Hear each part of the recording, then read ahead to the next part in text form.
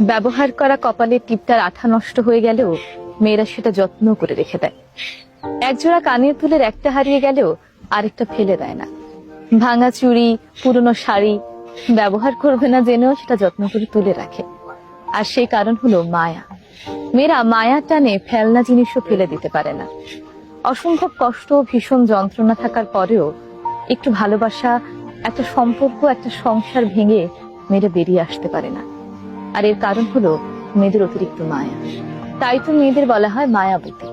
আর এই মায়াবতী শব্দটির কোনো পুরুষবাচক শব্দ নেই।